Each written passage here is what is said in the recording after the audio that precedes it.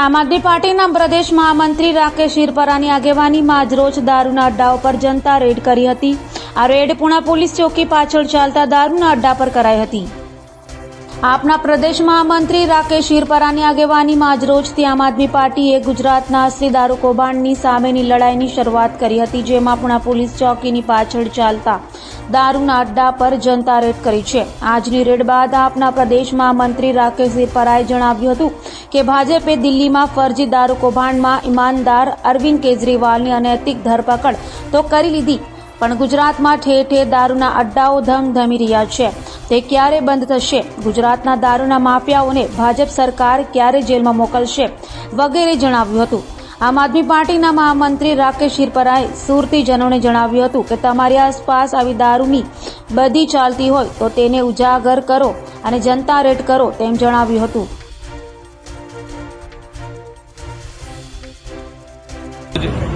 ઉણાગામ સુરતમાં ઉણાગામ પોલીસ ચોકીની પાછળ ચાલતા દારૂના અડ્ડા પર સુરતના વિપક્ષ નેતા માનનીય શ્રી પાયલબેન સાકરિયા, નગરસેવક એવા શ્રી વિપુલભાઈ સુહાગિયા તેમજ અન્ય નગરસેવકો, સુરતના લોકસભાના પ્રમુખ એવા રજનીભાઈ વાઘાણી, શહેરના મહામંત્રી એવા ઘનશ્યામભાઈ વાઘાણી સહિત તમામ કાર્યકર્તાઓએ ઉણાગામ પોલીસ ચોકીની પાછળ ચાલતા દારૂના અડ્ડા ઉપર જનતા રેડ કરી હતી।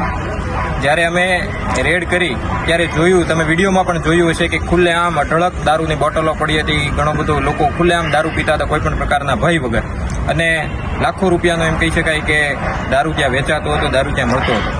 હવે આ જનતા રેડ કરી એનું કારણ શું?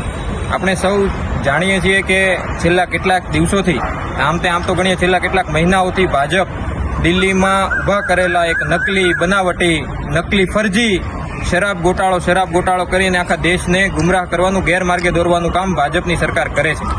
અમે આખા દેશના લોકોને, ગુજરાતના લોકોને બતાવવા માંગીએ છીએ કે એ જ ભાજપના શાસનમાં છેલ્લા 30 વર્ષથી જે ભાજપનું શાસન છે એવા ગુજરાતના ખૂણે ખૂણે દારૂના અડ્ડાઓ ધમધમી રહ્યા છે।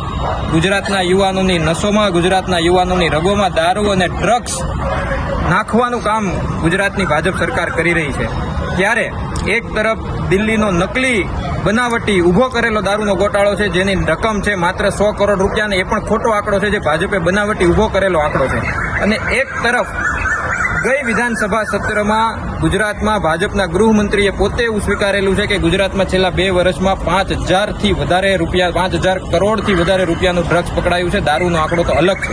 ગુજરાતમાં બાળકથી માંડીને આબાલ વૃદ્ધ સૌ જાણે છે કે ખુલ્લેઆમ એક જગ્યાએ એક વિસ્તારોમાં દારૂના અડ્ડાઓ ધમધમે છે। તમે દેશના લોકોને બતાવવા માંગીએ છીએ કે જે દિલ્હીમાં ભાજપના નેતાઓ બતાવી રહ્યા છે નકલી દારૂનો ગોટાળો છે, બનાવટી છે। દિલ્હીના શિક્ષિત, ઈમાનદાર અને ભણેલા ગણેલા મુખ્યમંત્રી અરવિંદ કેજરીવાલજીને ફસાવવા માટેનો આ દારૂનો ગોટાળો ઉભો કરેલો છે। જ્યારે ગુજરાતમાં ભાજપના શાસન હેઠળ છેલ્લા 30 વર્ષથી ખુલ્લેઆમ બેફામ દારૂનો વેપાર ચાલી રહ્યો છે, અને એનું એક નાનું એમથું એકદમ કીડીના પગ જેવું ડેમોન્સ્ટ્રેશન અમે લોકોને બતાવ્યું છે। આવનારા દિવસોમાં આમ આદમી પાર્ટી ગુજરાતના કાર્યકર્તાઓ ગુજરાતના તમામ વિસ્તારોમાં ચાલતા દારૂના અડ્ડાઓને એક્સપોઝ કરશે, એના ઉપર જનતા રેડ કરશે અને લોકોને બતાવશે કે અસલી દારૂનો ગોટાળો શું છે। ભાજપના રાજમાં, ભાજપના નેતાઓની રહેમ નજર હેઠળ માજી બુટલેગરના શાસનમાં જે ગુજરાતના યુવાનોની નસોમાં દારૂ અને ડ્રગ્સ નાખવાનું કામ જે ભાજપના નેતાઓ કરી રહ્યા છે એને એક્સપોઝ કરીશું। આવા દારૂના ગોટાળેબાજો પાસેથી, દારૂની કંપનીઓ પાસેથી, ડ્રગ્સની કંપનીઓ પાસેથી, ગૌમાંસ વેચતી કંપનીઓ પાસેથી, પાકિસ્તાનની કંપનીઓ પાસેથી ભાજપ છે એ દાન લે છે, ભાજપ છે એ ફંડ લે છે, અને એક તરફ દિલ્હીના શિક્ષિત, ઈમાનદાર, ભણેલા ગણેલા મુખ્યમંત્રીને જેલમાં નાખવાનું કામ કરે છે। આ વાત અમે ગુજરાતના તમામ લોકો સુધી લઈ જઈશું। આજે દારૂના અડ્ડા ઉપર જ્યારે જનતા રેડ કરી, લાખો રૂપિયાનો મુદ્દામાલ ત્યાં પડેલો હતો, એમાંથી મેં વારંવાર પોલીસને ફોન કરી, પણ પોલીસે આવવા માટે વારંવાર ફોન કરવા છતાં લેટ આવી, મોડી આવી, અને કારણે ત્યાં બધું સગે વગે કરી નાખ્યું, એ લોકોએ બધું મસ્ત કરી નાખ્યું, અને માત્ર 2,000 રૂપિયા, 3,000 રૂપિયાનો દારૂ અત્યારે પકડી અને પોલીસ સ્ટેશનમાં લાવવામાં આવ્યો છે। અમે તમામ માન્ય વિપક્ષ નેતા રજનીભાઈ, માન્ય કોર્પોરેટર શ્રી વિપુલભાઈ સુહાગિયા સહિત અમે બધા તમામ મિત્રો અહીંયા ફરિયાદ નોંધાવવા માટે આવ્યા છીએ। પોલીસને અપીલ કરી છે કે આ દારૂનો વેપાર કરતા માફિયાઓ વિરુદ્ધ, અને માત્ર એ દારૂ વેચતા હતા એ નહીં, એની પાસેથી દારૂ ક્યાંથી આવ્યો, આ આખી ટ્રેલ શું છે, આખી આને ટ્રેલને પકડવામાં આવે અને મોટા માફિયાઓને પણ જેલમાં નાખવામાં આવે। આવનારા દિવસોમાં ગુજરાતના તમામે